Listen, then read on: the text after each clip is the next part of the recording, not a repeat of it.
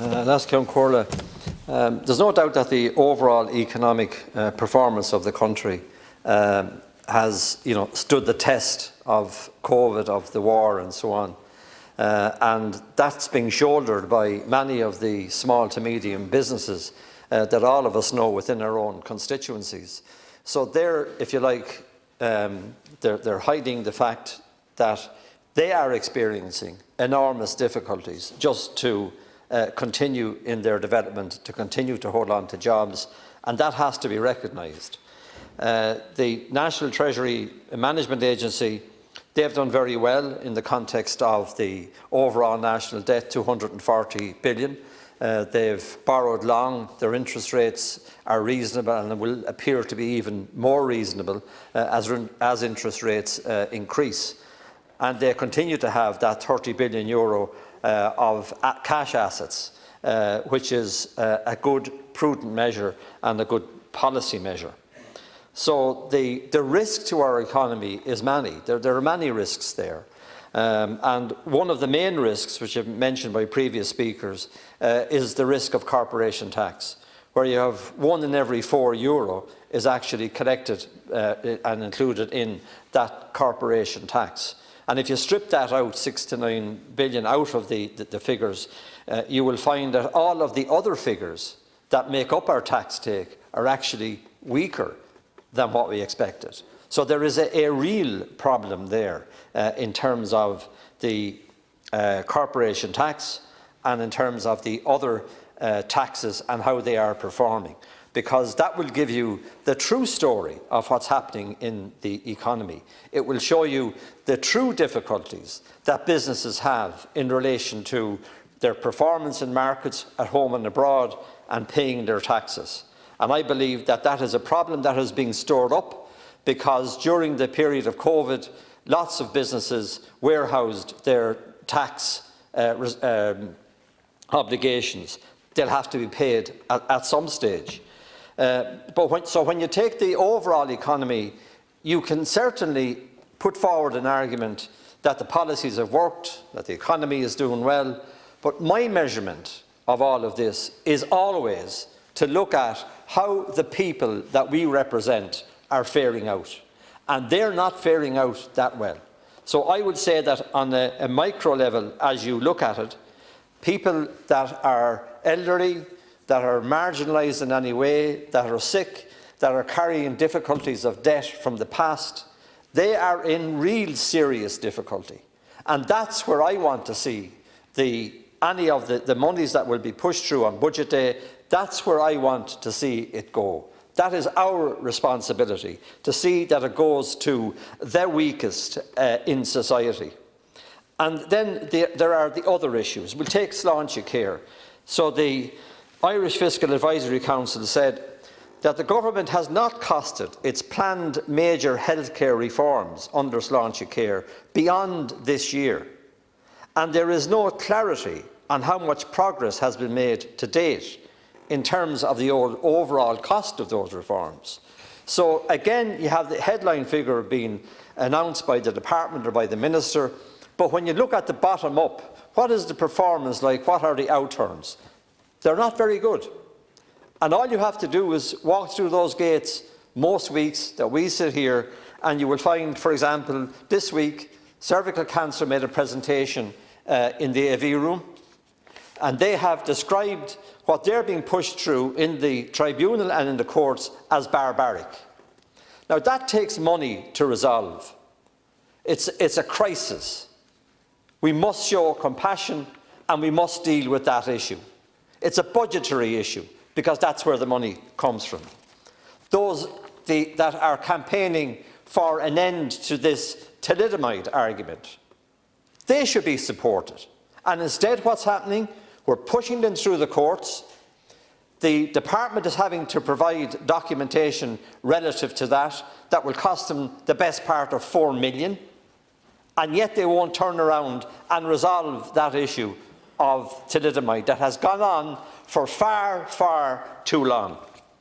If you look at the Lyme's disease issue, they've been outside those gates for as long as I'm here in this House. And even to this date, they're not being recognised. the labs in Germany are not being recognised. Now, they are recognised in the rest of the European Union, but apparently they're not good enough for the Irish government. And that has to be changed. And these are the small things at the bottom end of the scale that are causing me concern and that are causing the people concern. Recently I met 3 women, and again they were here in the AV room, met with Mary Lou MacDonald in relation to the mesh issue and what they're facing in their daily lives relative to correcting that procedure. It's bureaucracy gone mad, it's not sufficient money, it's a pathway, as they call it, within health that is simply not delivering. That needs to be examined. Likewise, in relation to mental health and therapists for those that have autism or on the spectrum. They can't get them in the schools. So it's fine for the summer statement to announce these big figures, or for budget day to say that we're allocating billions to health and millions somewhere else. But at the bottom end of this, where the money is supposed to be spent, it is not being spent. Public service delivery has almost collapsed for those that need it most. I have many families that come into me with children with autism, and they cannot get through to the HSE relative to their care and where they should go. They cannot get therapists, speech and language therapists. SNAs are refused. We had the outrageous situation in Carlow where 2 schools on the same site, students attending from the same families, and one gets DESH 1 and the other fails. Is it a gender thing? I don't know, because I'll tell you why. Norma Foley said to me, the Minister, that these are not matters that should be published. I think they should be published. It should be known how that decision was made. And that too is about supporting families. That too is about budgetary measures and the big figures that we're talking about allocating again this year. The mental health services, and I've said it time and time again in this House, are in dire straits. In private mental health care now, you cannot get an appointment with a psychiatrist until next year. Well, if you're in a mental health situation where you are demanding, or your health circumstances are demanding to be seen right now, is not much use telling that person, well, you'll have to wait until next year. And it is the same in the public services. But when you raise these questions with ministers, you're told that this is the big picture and the HSE will get back to you. Well, I have to say that that type of politics and that type of budgetary spend is not acceptable to me. The Taoiseach tells us that government is about getting things done. Well, let me say to the Taoiseach that on the bottom rung of the ladder, things are not being done to a way that would satisfy the general public and that would give me at least the impression that we have public services that are being delivered correctly.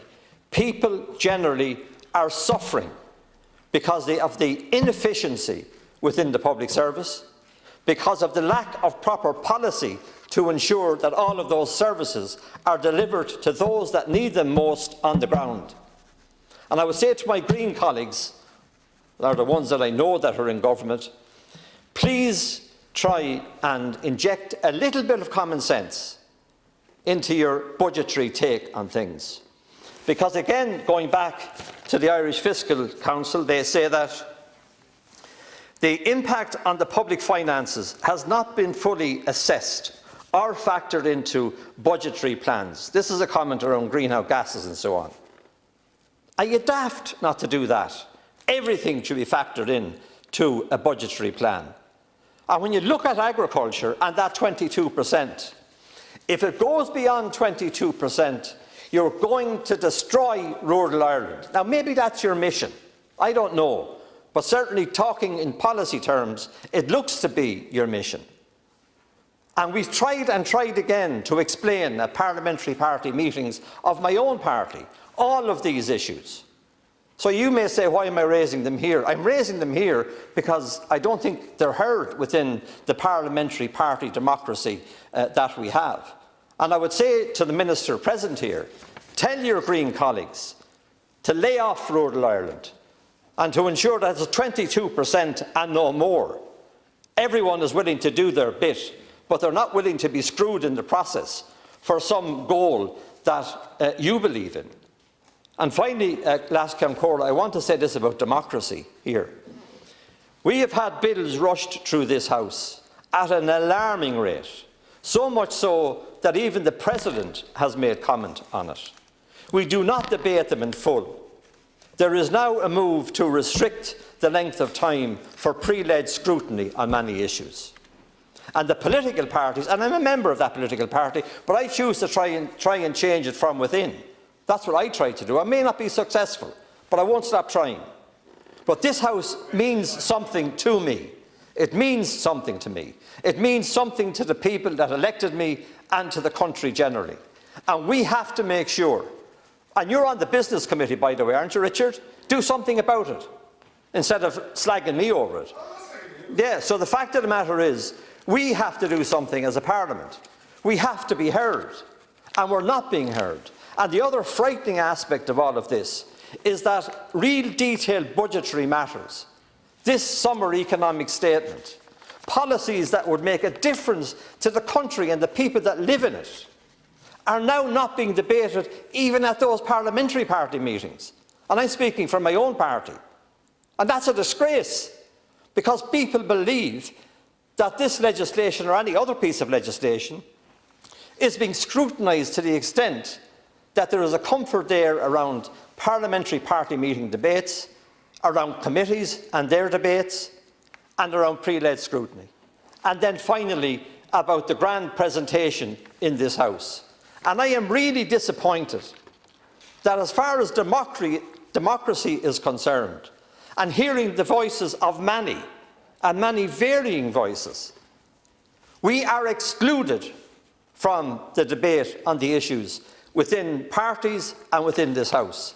And I've often, on occasion, appealed to the Ceann Comhairle to reach out and give the rights to the members to speak, because we are being deprived of the right from within a political party.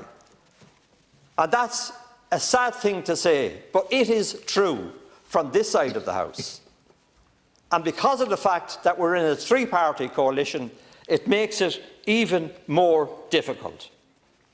So I have to gain every opportunity that I can to take debates like this and to put it on the record of the House, the demand for change. But as far as the budget goes, please remember the little people.